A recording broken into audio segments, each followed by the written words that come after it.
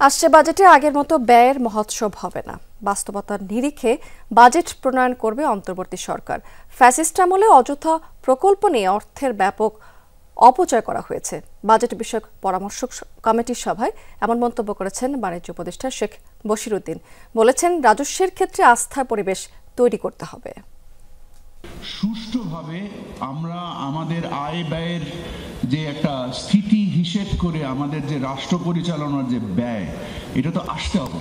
এবং আমাদের যে ট্যাক্স যদি আমরা রিয়েলাইজ না করতে পারি, তাহলে আমরা একটা শক্ত রাষ্ট্র গঠন করতে পারবো না। আমাদের সরকার দুর্বল থাকবে এবং এটা ডেফিনেটলি নাগরিক হিসেবে আমাদের কাম্য হতে পারে না।